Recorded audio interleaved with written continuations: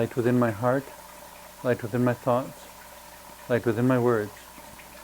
May one and all and everything, blessed and loved, ever be. Welcome. I am Sister Who. I occasionally get questions from people about why I dress and appear as I do. And after more than 25 years of doing this unique ministerial work, I don't mind answering that question from time to time, but I guess it wouldn't make sense to me to do it any other way, but that's really not enough of an answer. Could I say all of these things without ritual garb and makeup? I suppose, but I don't think it would be as effective.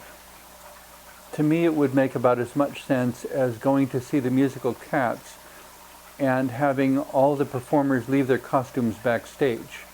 Certainly they can do the dances and the somersaults and all the gymnastics and the lines. They can say the lines. They can do it all on stage just as well without the costumes, I'm sure. They're professional performers. Somehow it misses something. It's not as compelling. It's not as involving.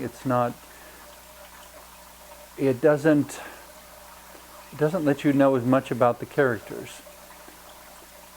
They say that a picture is worth 1,000 words. If that's the case, then a person in costume on stage would be equivalent to a person in a movie, and a movie is composed of hundreds and hundreds, if not thousands, of pictures. I don't know if it goes into the millions or not. I'm not sure how many pictures are there in a 2-hour movie. If those are all individual pictures and each one is worth 1,000 words, then the minute you start taking away particular garb or the set or having people perform on a bare stage, it diminishes the work. Having said that, I was a student at the American Academy of Dramatic Arts in New York City quite a number of years ago, and there was always this fascination, I guess, of can you go onto a bare stage with no costume and give such a compelling performance that people will believe everything you say and everything you intend to communicate without any of the details, what was often called the spectacle, the part that you see. And everyone aspired to be such a compelling actor or actress that they could win the audience over by the sheer power of their performance. But having said that, it would be difficult to make an effective argument for why things always have to be done with no costume, no stage, no set. I mean, performing in a park with nothing but your own voice. But then at that point we're back to the old radio shows where they would, with sound effects, trying to cultivate their viewers' imaginations. We didn't stay with radio shows, we went to movies. And then not only black and white movies, we had color movies. And the color added this dimension that made the experience of the movie compelling in ways that were mind-blowing to people at the time.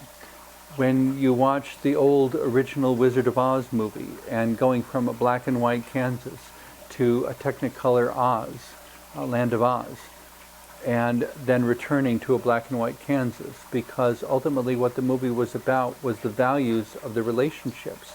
It wasn't about which one was black and white and which one was colored. It was about the values of the relationships.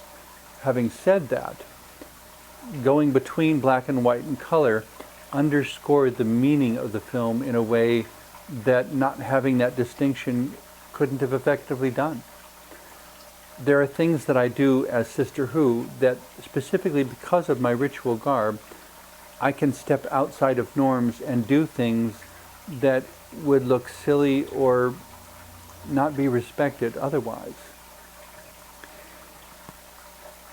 The complexity of that, though, I mean, it can go either way. I live in a universe of infinite possibility, and so it's possible for things to be really wonderful, but it's also possible for things to be very difficult.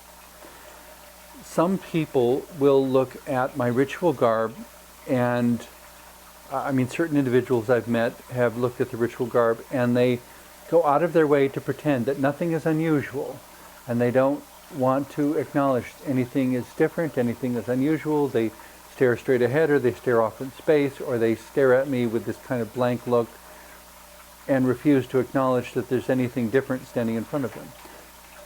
I'm different because I'm different. Everyone has permission inherently to stare at me if they wish. What I enjoy more than that, though, is if we can proceed to a conversation and find out what is relevant to them. Because I do not dress up to get attention. I dress up to nurture personal and spiritual growth in others. When I begin to have a conversation with someone and find out what's going on in their life, then there are times where I can say, have you considered? Or how did that make you feel? Or what about? And it's not that I'm trying to put them on a microscope and shine an intense spotlight on them.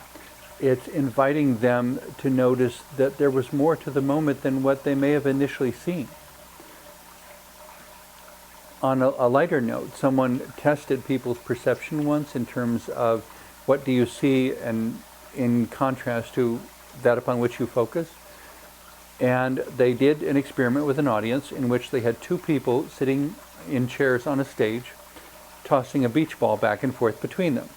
And they instructed the audience that you are to count how many times the beach ball is passed back and forth between the two. And they filmed the entire experiment just to be sure that there would be no argument about what actually happened.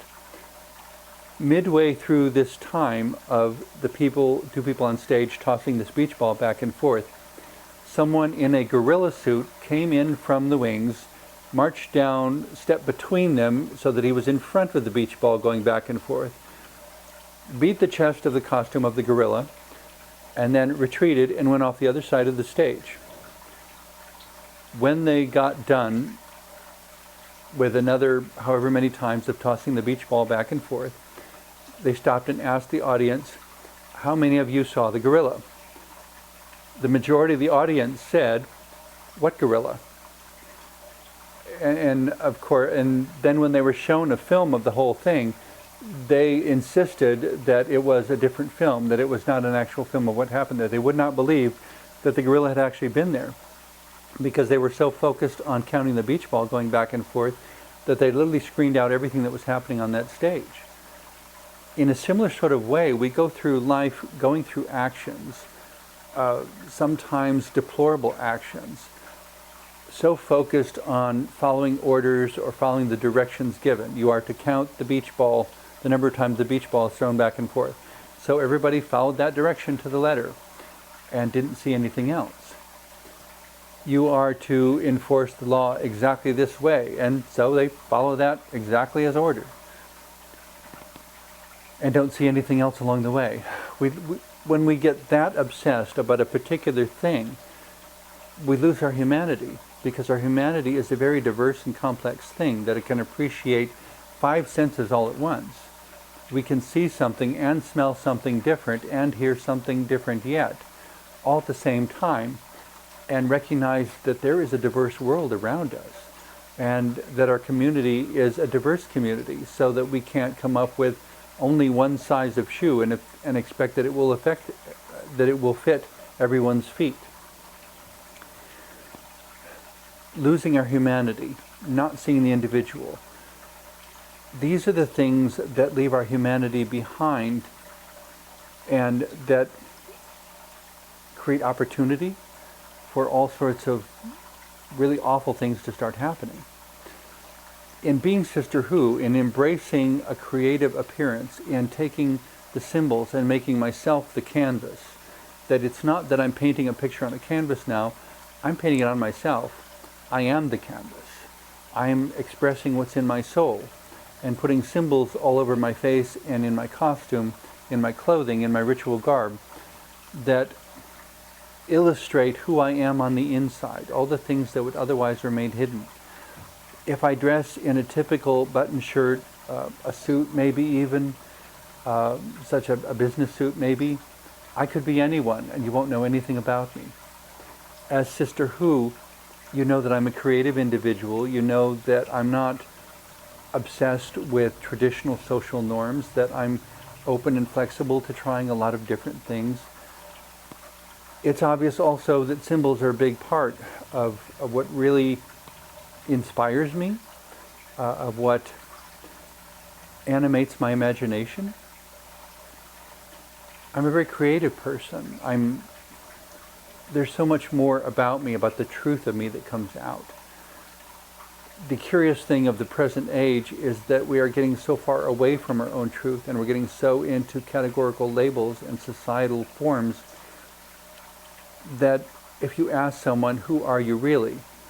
And they say, well, I'm an auto mechanic, or I'm a waitress, or I'm a doctor, or I'm an attorney. And I would say, no, that's what you do. If you are what you do, when you don't, you're not. When you stop being an attorney, it's like you cease to exist, unless you know who the person is behind it all, and that this person has chosen for this time to express himself or herself in this way, for this reason. I choose to express myself as Sister Who because my very purpose for existing, the purpose of my life, is to nurture others' personal and spiritual growth. And I cannot do that through simply being very plain and matter of fact. I can't access the ideas. I can't talk about twirling in a full skirt as being a sensation of spreading your wings and flying, of wearing hiking boots because I need something practical that's going to allow me to journey wherever my path leads. Not having shoes that would hurt my feet if I went through adverse terrain of some sort. My hiking boots have actually been to the tops of numerous very high mountains, because there is something about getting to the top of a mountain that changes your whole perspective on life. In a similar sort of way, when I look in the mirror and I see myself in ritual garb as opposed to everyday clothing, it changes my perspective on who I am, and it changes my perspective on my capabilities. That there are things I can do that unless I'm wearing the right shoes, I can't do that. Unless I'm wearing ski boots, I can't go skiing. Unless I'm wearing roller skates, I can't go roller skating. Unless I'm wearing the ritual garb of Sister Who, I can't do the work that only Sister Who can do.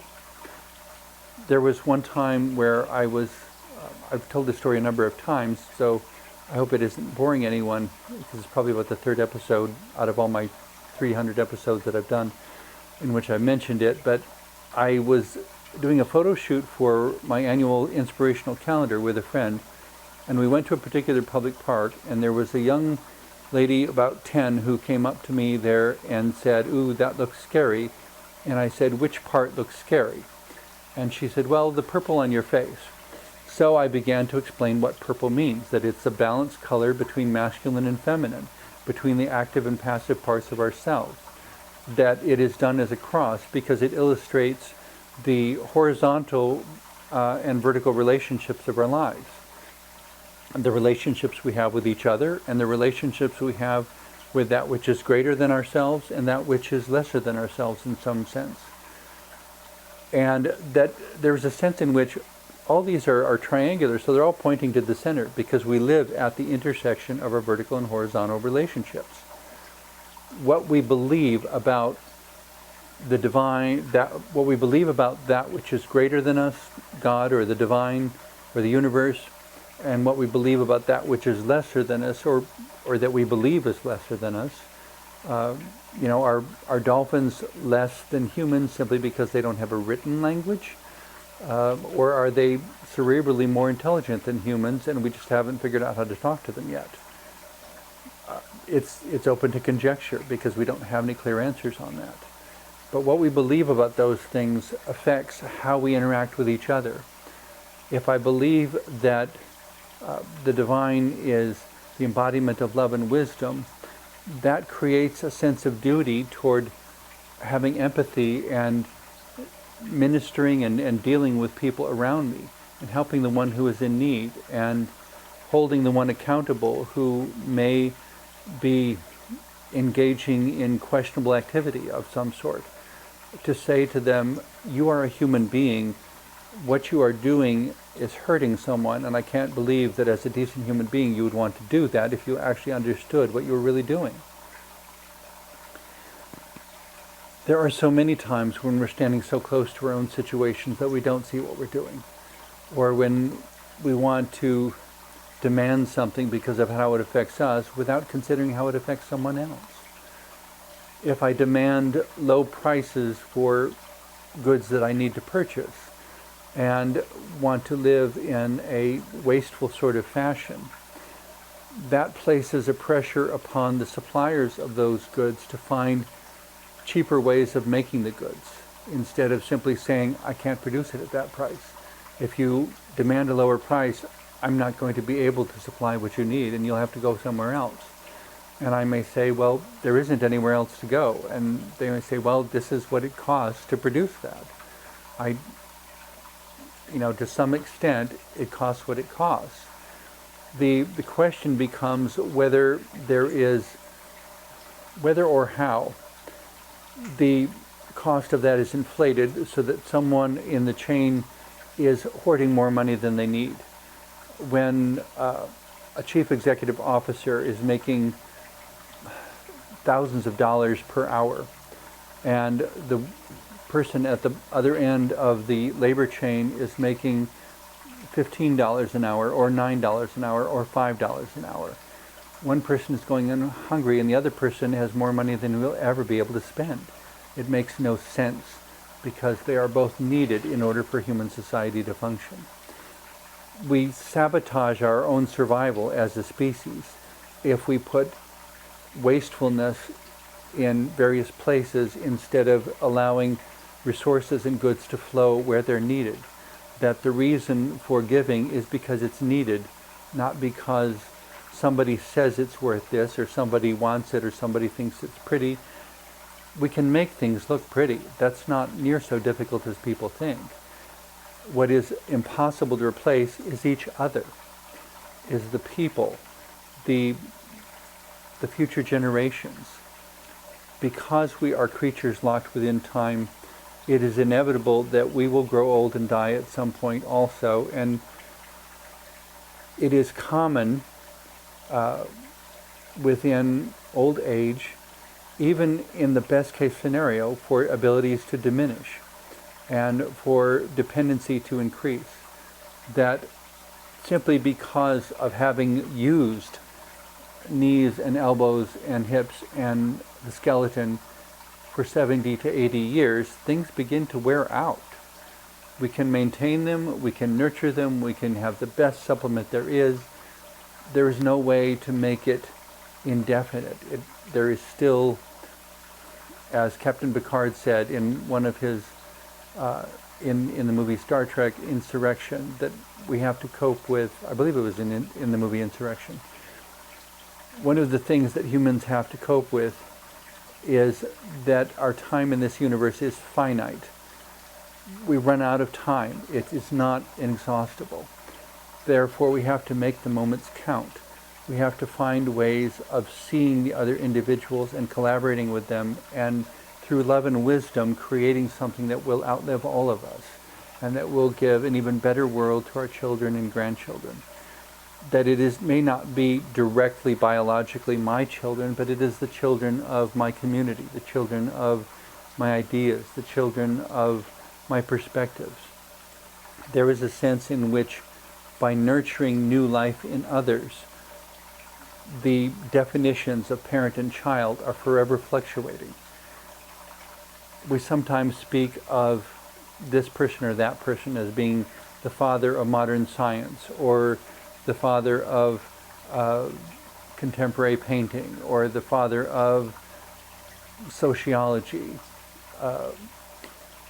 It's not that there was any literal reproduction going on, it's that they created something and gave it freely. Others picked it up and carried it further. For every life, there is something that we receive from those who have come before us.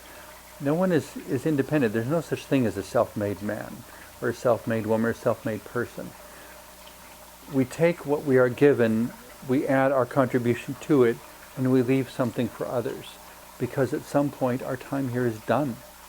And it is to some degree, not entirely, but is to some degree up to us whether we're remembered with love or whether we're remembered with regret or hate or anger. We can be co-creators of the present and the future if we're willing to do what we can with whatever resources are within our reach. Having said that, and shifting gears again radically, I guess, as I do these shows, I just kind of go stream of consciousness and trust that God or divine spirit or intuition will provide a flow of ideas so that I will say what things people need to hear, because I know that no one is going to remember everything I say within any particular show. But if I say the right things for certain people out there, and it'll be something different for each person, I imagine, that hopefully something I say will be helpful to someone's personal and spiritual growth.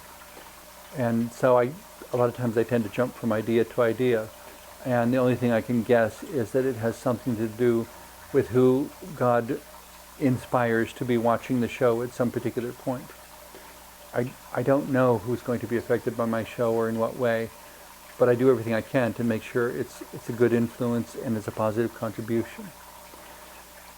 In looking at my overall face, there's to some extent a derivation or a shadow and echo of the most fundamental symbol of the world of theater, which actually is a symbol of life also, the massive comedy and tragedy. During a certain time in the past, in the Middle Ages, I believe, there were masks to symbolize comedy and symbolize tragedy. Well, correction, it wasn't the Middle Ages, it was in ancient Greek theater. The two basic forms of theater were comedy and tragedy. Curiously, tragedy was regarded as the more noble and of the two because it lifted the human spirit up. And comedy was where it made fun of humanity and spoofed our absurd qualities. The thing that made a tragedy what it was, though, curiously, was that it was always an exaggeration of something good that led to the downfall of the hero. A hero became a hero by doing something good and became the tragic figure by exaggerating that good quality to the point of absolute self-destruction and absurdity, taking it from a positive action to an obsession, to where it crowded out everything else that created wholeness and balance in life. On a side note, one of the things I learned about Greek theater that I think modern audiences I wish would remember, or knew and would remember a lot more, what they considered obscene were all acts of violence. The word obscene actually comes from obscene, off the scene, off the set. The acts of violence in ancient Greek theaters were not done on stage. They were all done off stage because it was considered obscene to actually perform an act of violence on stage. Now obscenity has to do with prudishness and foul language and so forth, but we don't seem to have any objection to extremes of violence that the Greek theater, the world of the Greek theater would have never tolerated. It is not that we need to be ashamed of our bodies. It was not even that we need to be ashamed of our communication. Sometimes people cuss in front of me and then apologize, and I said, it doesn't matter to me. 100 years from now, it may be a different word, and it will mean the same thing. I'm much more concerned with what's behind it, with the humanity that is crying out in anger or in pain, in anger at an injustice or a wrong done, in pain at being victimized by someone who is not seeing the victim's humanity and not caring for the victim's humanity. In the person being so obsessed with their own needs, perhaps like Narcissus, that they are withering away and dying instead of contributing to a surviving community. At the heart of narcissism it is the absolute annihilation of relationship, because what Narcissus ultimately lost, staring at his reflection, was a relationship with anyone around him with the divine, even with himself. He had no relationship with anyone or with anything other than the superficial appearance of his reflection, which was transitory as well. Narcissism is the annihilation of relationship. There is no relationship. It's gone. There's none there.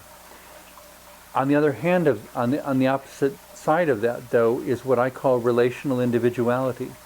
Because as I studied individuality and what it really is, and from what it arises and how it functions, it became clear to me that there is no example of individuality that is not encompassed by a constellation of relationships. And only by having that constellation of relationships is any individual able to survive. That's why love is so important. Love is the fibers, if you will, the ties, the spider web between oneself and the constellation of relationships around you. Love is the reason that we make sure that everyone's needs are met and that no one goes without, and that even the earth itself has to have what it needs in order to continue, because we are symbiotically tied to the earth. If the earth dies, we die too. There has to be love everywhere between all things, or life itself becomes impossible.